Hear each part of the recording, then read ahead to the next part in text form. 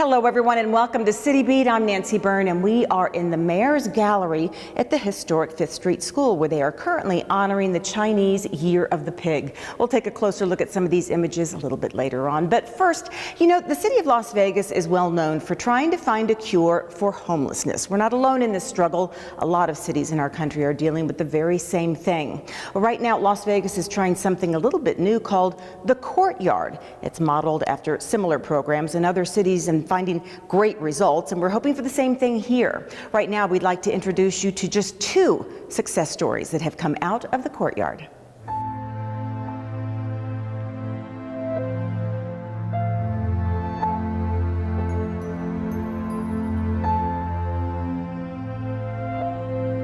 Las Vegas city leaders, nonprofits, businesses, and volunteers are constantly in the trenches fighting what some may think is a losing battle.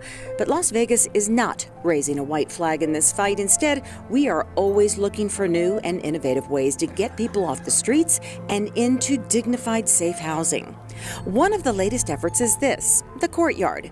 It may not look new and shiny. That's because remodeling and reconstruction are an ongoing process at this point.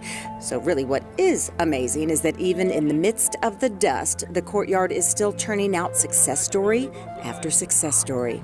We'd like you to meet a couple of men who credit the Courtyard with giving them back their lives. My name is William Kite, William Kight. Stephen Quackenbush, Stevenquakenbush. William and Stephen, or Will and Steve as they like to call each other, had never met before landing on the streets of Las Vegas. In fact, they come from opposite ends of the country. Will is from the East Coast, Steve is from the West. I had a mental episode when I was in Maryland. I'm from the East Coast. On a Sunday afternoon, 2015, started driving. Halfway through Kansas, I made a left and came to Vegas, and I've been here ever since. It was Steve who first discovered the Courtyard, and although he'd found little success getting back on his feet in the past, he decided to give life one last shot. So I started volunteering over there, and it ended up being from just dumping trash to doing it every day, and then the city approached me and asked me if I'd like to be lead volunteer. And so I was kind of reluctant at first, but then I was like, oh yeah, you know, and it just grew from there. Fast forward a few months, Steve is working here full-time, getting a paycheck and living in an apartment. He remembered that friend he met while living on the streets and decided to give Will a fateful hand up. I had a good friend that I had met, and he said, come along and we're gonna have a fun ride. And we've been together ever since, and we've been working together ever since, and we're trying to get to the end. All right, baby, how you doing today? Fine. So what makes this Courtyard different? Why did it work for them? Several things, but Stephen will say homeless people are more willing to accept help from those who've been in their shoes in the past. That's why the city strives to hire those who've been on the streets. It garners a feeling of, if they can do it, just maybe I can too. There's a lot of trust, and that's a big thing out here. You know, people won't, without that trust, a lot of times they won't even approach you. A lot of our input is put into action. Steve and Will remember how treasured their few belongings were. The Courtyard listened. There are hundreds of new, clean bins with locks. They are assigned to people who want to sleep peacefully, knowing their belongings are safe, or go out and look for work, knowing when they return, they will still have the things that are important to them. There's even a locked shed for people who must leave here to go to the hospital or leave for an extended period with the intent to return. The only people that have keys for this is us and security, and that's all. Aside from wanting to keep their belongings safe, another big reason people don't want to leave the streets is they don't want to leave their pets. Here, there's a clean, safe kennel for pets of all kinds. We've got dogs here right now, we've got cats, we've got parakeets. There are clean bathrooms and showers, and although sleeping facilities separate men and women, there is a safe place for children and families. Just about anything you need can be found here 24 hours a day, 7 days a week. And Steve says it's offered up with dignity, thanks to some wonderful community partners. The way people are treated when they come to the Courtyard. They're treated as people. You know, they're not our clients, they're not just the homeless person. You know, they're our guests. At the end of the workday, instead of trying to find a place to lay their head huddled on the streets, these 2 friends head to their own apartments, where they are warm in the winter, cool in the summer, and safe year-round. They just want others to know it can be done. Come here. Just come here and talk to somebody. All it takes is the will. If I can do it from no support and get up off the street, anybody can do it. And we're here to help. And the only way you're going to get help is if you ask for help. From helping our homeless residents to helping our homeless animal population, the Animal Foundation has its sights set on the year 2020, when they feel they can truly say that it's a shelter that gives all adoptable animals a second chance. It's called Mission Possible 2020. Now, they're taking many steps to achieve this goal. One of the most recent is a new facility for cats, rabbits, reptiles, and other small animals. Animals that up until recently were kept in a tent sort of pavilion that was less than optimal. But as you're about to see, this new facility addresses all those issues and so much more.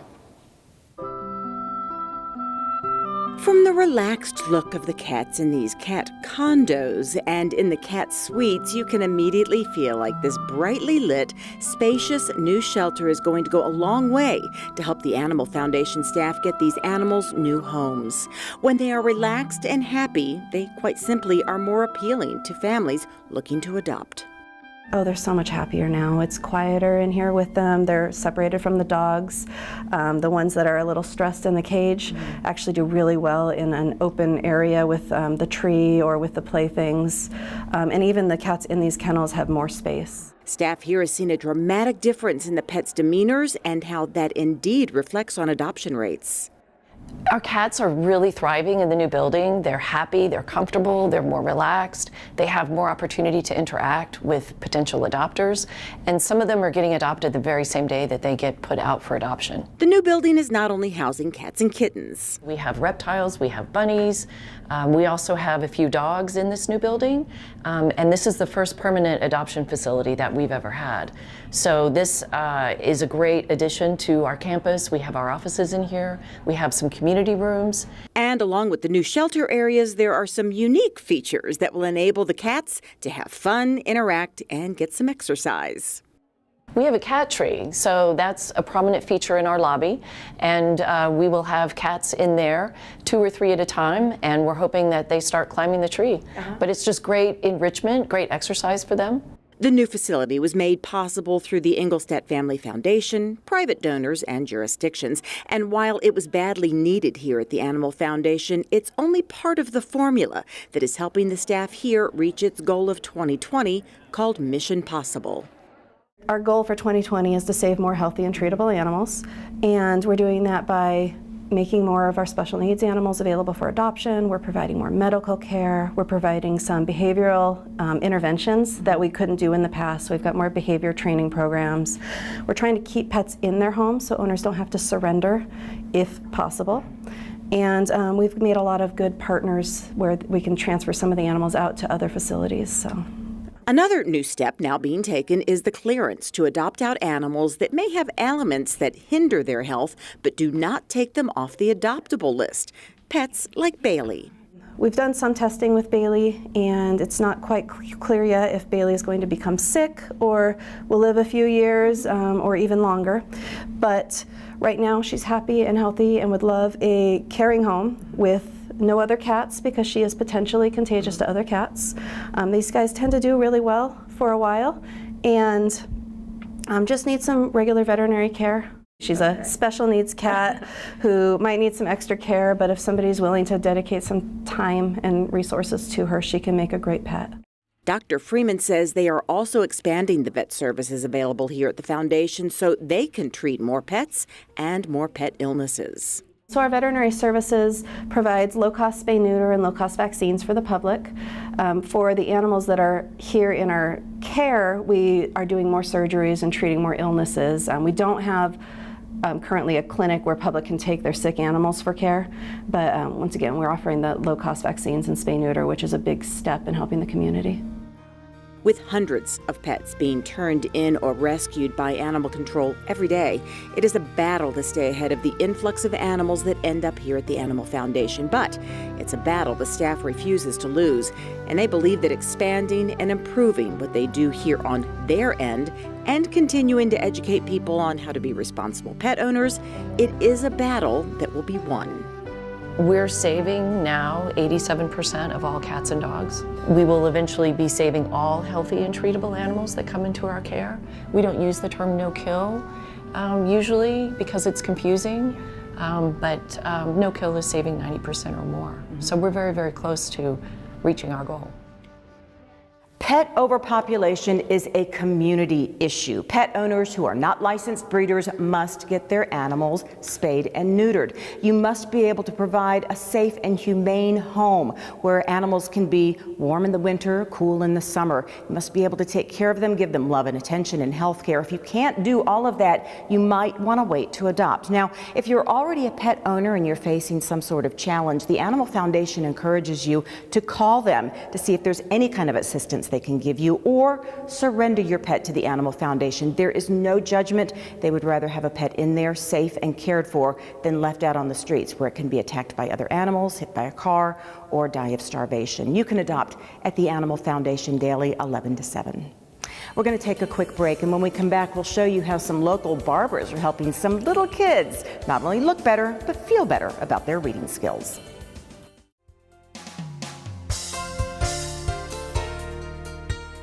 Congratulations to the City of Las Vegas Employee of the Month, Ashley Colmu. Ashley is a community program specialist at the Centennial Hills Active Adult Center in Ward 6. She really takes our values to heart as she works to provide activities and experiences our seniors in the northwest part of the city have come to love and rely upon. The city offers many activities, trips, and seminars, and Ashley is always at the forefront on these projects. She always has a kind word and takes the time to really get to know the residents who come in and visit the facility. For Thanksgiving, Ashley cooked a feast for more than 70 active adults at the center. We're not talking about a quick microwavable meal, turkey and all the trimmings. For all you do to make life joy for all ages, we congratulate you, Ashley Colmu, the City of Las Vegas Employee of the Month.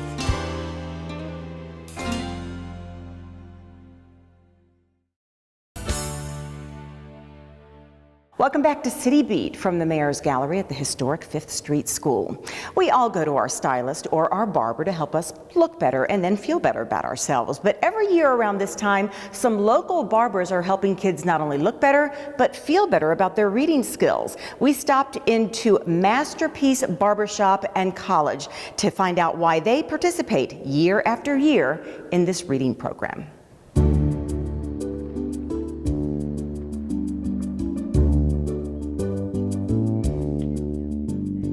This is Masterpiece Barber College, a place where the art of cutting hair is taught to inspiring stylists. But every year, in coordination with Nevada Reading Week, aside from the regular tools of the trade to learn the best barber techniques, these tools of the trade are found scattered about, teaching kids the importance of reading. It's a lion. Is it a lion? It is a lion. Look at that. It's the annual Read with My Barber Week here at Masterpiece, where stylists like Rebecca and little ones like 6-year-old Zaire bond over books and a free haircut. Marcus Allen owns the college and Masterpiece Shops 1, 2, 3, and 4. He was one of the first to join up to participate in Read with Your Barber Week when it started in our community 4 years ago. It comes out to be really helpful to the community because this is one of the places that everybody is like the pillar of the community. Everybody come and join us. And then to get some education and also get a nice haircut, and also we do it free for the kids to actually read with their barber. So while these men and women are learning how to become the best barbers on the block, these kids are learning there actually is more to life than computers and video games. We have Generation Y that's going on now, and everybody's computer, either in their cell phone, so nobody hardly ever picks up a book and start to read. So more still, we're trying to instill that back into our younger generation, the Generation Y, to get them to understand that reading is very important in life, besides playing video games. You can see by their faces, these kids are really enjoying the act of reading, actually having to turn pages and interacting with their barber about what they're learning from the book before them. But we asked around and discovered it's not just the kids who enjoy this special week. Today was actually my first time doing it, so it was kind of cool. I enjoyed time with little man, you know. hearing him read, letting him know that he's doing something positive in school, because I see that he can already read. Marcus says connecting with the kids is an important lesson for his students as well, something he hopes they take with them wherever they end up practicing their trade. It's customer and barber relationship that they build, and also building it with a kid. So it's an early form of education towards the barber and also the individual, the kid itself, actually making the connection more so than a haircut. So they read a book and get a free haircut. May seem like a simple concept, but Marcus says sometimes an experience can be simple and fun and still be an important life lesson. I feel real good about this right here. I mean, I had some troubles when I was growing up actually with reading and a lot of other things with education, so now I know how important it is to actually make it in life.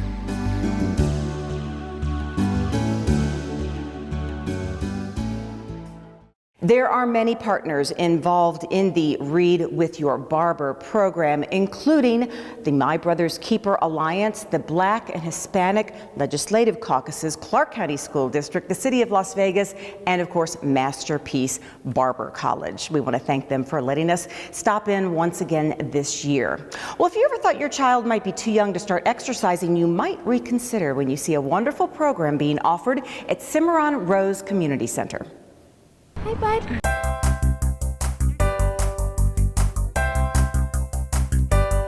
This is our Fun Zone class, and it's for 2 and 3, sometimes 4-year-olds, and it's to get them to do interactive learning. So we talk about their shapes, their colors, having fun, and just getting out for about 30 minutes and running with their friends. So we start our station this morning with color sorting. So they get to sort their different colors, color recognition. When you get a fish, we gotta put it in the bucket. Then we do our fishing, which the kids love, and they get to fish. Oh my goodness, we have a fish! I got it! Oh, we got a big fish! We make homemade fishing poles, and they get to pick out the different colored fish. What color fish did you get? Pink. We also do another sorting and building project, so it's a little bit of stacking and shapes and sizes. Put it on the red one. Come over here. Come here. Put it on this one. Good job. We save the parachute for last. They all love the parachute, and sometimes we'll bring different items in. Today we brought color balls and make it popcorn so they can shake it and up and down with that. So they have a lot of fun. It's just amount of the time for them, their attention span. We usually about 6 minutes on each activity, and we move on to something else, and every week it's different. Let's go up. And under. Is this fun, Cooper? Go. This class is really popular amongst the parents. We kind of went out for a couple of times over the winter time because it's so cold, but the weather's been good to us, so we brought it back and we are rocking and rolling. The classes, it's good for the kids to interact with other kids. This age group doesn't really know how to share yet, so sharing, working us together as a group and like sorting the colors and just sorting different things, it gives them, they have to work again, and it's kind of that important to socialization, and we find that's really hard for them to interact with the other kids, and it's good for the parents, and they get to meet other people and friends. We have a great park here, and they get to go play at the park afterwards. If you'd like more information on that program or anything going on in our Parks and Rec Department, you can go to 702-229-PLAY, or of course you can always go to lasvegasnevada.gov. We're going to take a break, and when we come back we have a lot of art for you. We're going to take a closer look at the exhibit here in the Mayor's Gallery at the historic 5th Street School, as well as a unique program taking place at one of our city schools. It takes less than 1 minute to find out if you may have prediabetes, and you can do it here. So what are you waiting for? Just go to the site. Welcome back to City Beat from the historic 5th Street School. You know, the city of Las Vegas is really dedicated to the arts and often uses art to help revitalize and beautify some of our older schools. Sue Levitt recently caught up with an artist who is giving back to one school and our community through art. I started drawing at 3. And my uncle was actually an artist. He worked at Walt Disney. Malachi Williams is out here at West Preparatory School on this very cold day, and although it may look sunny, it's about 40 degrees and the wind is blowing. But he's still here, dedicated to covering this last pole with his art. But coming out here doing poles on the field, that's just kind of out the box, and it gravitates to kids, and it's like, oh man, wait a minute, I can do that. Yeah, you can do that. You can do whatever you want, whatever you set your mind to. Malachi has teamed up with the city of Las Vegas to help beautify some of our older schools. He chose West Prep because kids in the area were tagging and leaving graffiti on the poles throughout this field. My job was to bring some cultural diversity. So this pole is like Asian inspired, but you have one that's Aztec, Mayan Aztec inspired. The next one to it is Hawaiian inspired.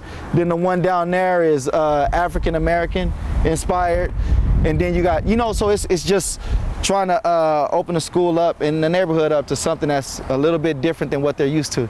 And what this neighborhood has been used to seeing, tagging, as you can tell by all of the different shades of brown paint that's been used to cover the graffiti on this wall that's just across the street from the school. But now that artists like Malachi and Deshawn are coming into the neighborhood, the tagging has seemed to stop. When they see it, they don't tag on it. They actually sit, appreciate it, and take notes. When Malachi first moved to Las Vegas about 11 years ago, he got a job right here at West Prep, tutoring the students in art. So a lot of the kids know me here. So they've like, oh, Mr. Malachi, Mr. Malachi. To the point where I be like, look, I gotta work, you know what I mean? So, but they love it. They love it. I watched Malachi, sometimes we're in on the weekends, and it's been laborious, he's been at it for a while. And I saw kids connecting with him, talking to him. So he's patient enough not just to be about the paint and just the work. He actually cares about the students of this community. He's worked here before, so he knows our school well. Malachi's best friend, Deshawn Carr, or better known to some in the community as Flacco, works with Malachi on art projects like this one.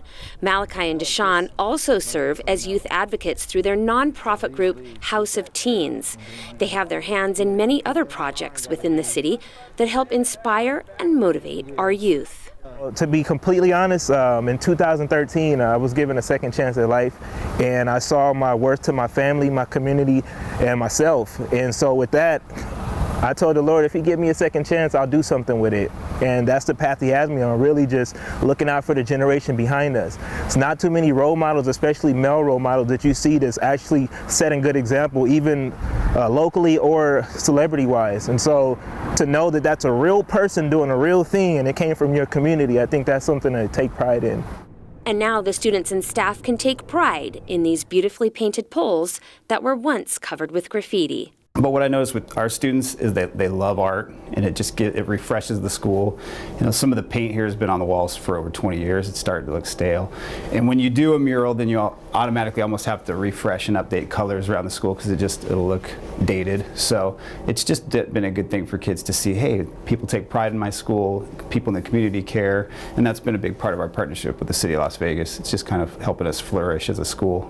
Danny reached out to us. We had a principals meeting a few months ago, and he was like, hey, there's a lot of graffiti out there. He just wants to bring a little bit of life, if you will, back into the neighborhood and the school. It just feels like blah when you just look at those plain poles. The murals, they bring a sense of community, and our motto, of course, here is building community to make life better. And so I feel like we're actually doing that and giving a voice to the community also. These freshly painted murals have brought new inspiration to the school and a new name for this big field that is now being called the Field of Dreams. For City Beat, I'm Sue Levitt. The artists that Sue just introduced you to in that story also work with the city's Batteries Included program teaching art to students. Thank you, Sue Levitt, for that story. Well, the Mayor's Urban Design Awards have been selected for 2018, and wait till you see all the great downtown projects that were spotlighted in this year's awards.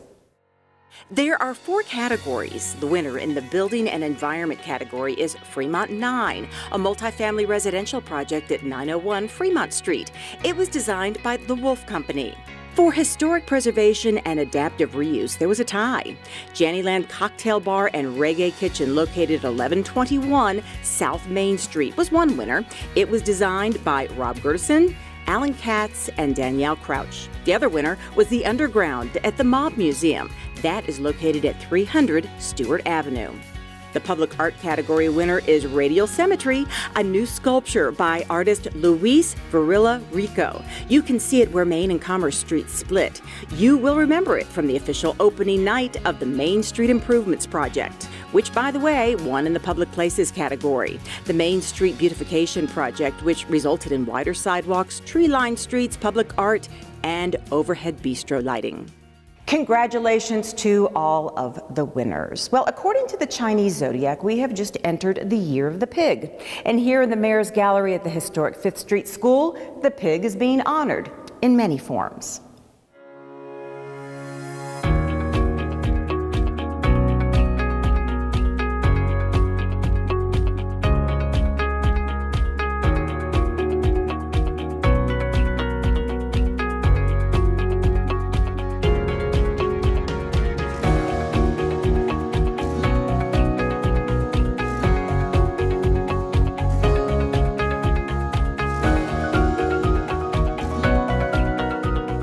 For a few weeks, the Mayor's Gallery here at the historic 5th Street School was a real pigsty. Well, it was filled with pigs of all shapes and sizes, even one that showed pigs sometimes do fly. It was the latest art exhibit honoring the Chinese Year of the Pig. Local artists really showed up to show off their pieces honoring the pig in all its glory. Like this piece, showing that at least in the Chinese zodiac, pigs and tigers are an unlikely compatible pair. The pig is associated with other signs that is more compatible than other signs, and the sign of the tiger happens to be one that's compatible with the pig, and so that's why I call them the lovers. And then the pig is standing on a daisy, which is designated as one of the flowers associated with the year of the pig. Stuart Freshwater also subtly included what the Chinese refer to as door gods in this piece. Every Chinese New Year, it's a custom for families and businesses to put door gods on the outside of their houses or businesses, and it's to protect them from evil spirits and things like that. So I put some door gods kind of up in the clouds to represent that part of the custom. Audrey Fox said she was thrilled to be invited to participate in this show and wanted to have some fun with the piece she created.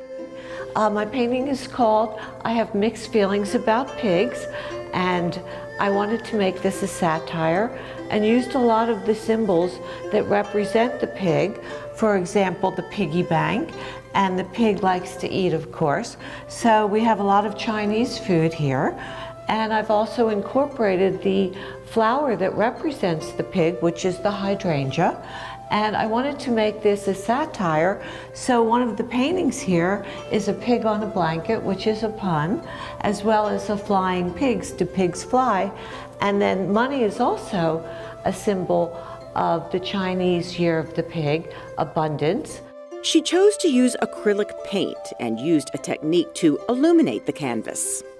I started with this banana yellow color because I wanted the painting to have a lot of luminosity. So the painting is all first painted with this beautiful yellow banana color, and then I added layers on top. From clay pigs to carved pigs, so to speak, the exhibit showed a wide variety of the various forms of art and the depth of talented artists we have right here in the city of Las Vegas. I just really appreciate the city of Las Vegas providing artists the opportunity to take part in this show. Jeannie Voltura especially, who curates the show and gets it organized. And it's really a good community thing that the city does here. I think that there's so many amazing interpretations of the pig in so many various mediums. There's so much content here. The way people interpreted the pig and using the Chinese symbols was very entertaining.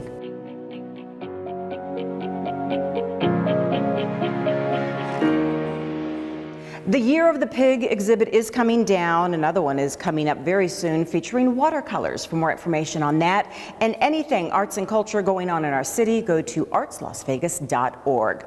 As we mentioned, we have been coming to you from the historic 5th Street School. We want to remind you this is a great facility that you can rent out for anything from a business meeting to a wedding reception. For more information on that, go to 229 Arts. Thank you so much for joining us for this City Beat, and we'll see you next time around.